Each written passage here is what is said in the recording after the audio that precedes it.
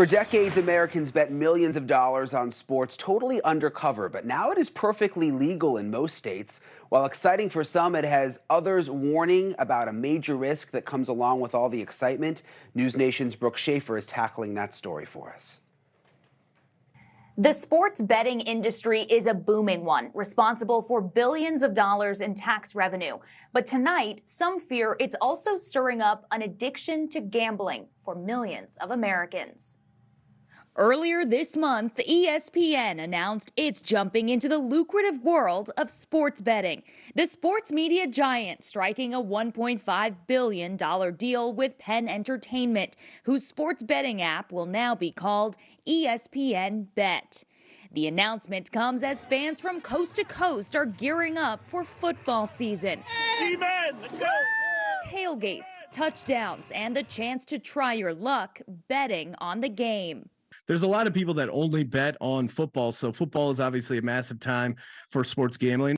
Betting on any sport is now legal in 34 states and Washington, D.C. A Supreme Court decision 5 years ago struck down a federal ban on commercial sports betting.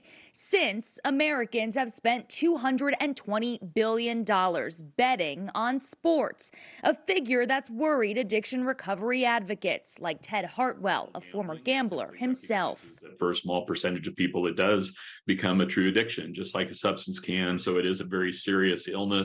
In 2018, the National Council on Problem Gambling found a significant increase in gambling addiction from 2018 to 2021.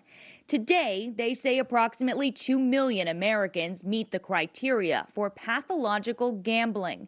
Advocates are arguing for federal oversight on sports betting and the more than $3 billion generated from those wagers in state and local taxes. If we don't earmark a percentage of those revenues back to this issue, we are all going to suffer tremendously. But some financial experts argue the sports betting boom isn't quite so dark, providing jobs and state tax revenue. With giant companies like ESPN now joining apps like DraftKings for a spot in the sports betting world, gambling on your favorite game is the future of entertainment, says financial expert Ted Jenkins. People are paying $1,000 to go see Taylor Swift, and it may be worth every dollar, and that's entertainment to them.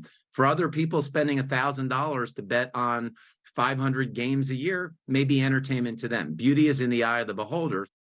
This past Super Bowl made history not just on the field, but in the sports books. Fans predicted to spend $16 billion betting on the game. That number double estimates from the year before. Thanks so much for watching. Go to joinnn.com to find NewsNation on your television provider. And don't forget to click the red subscribe button below to get more of NewsNation's fact-driven, unbiased coverage.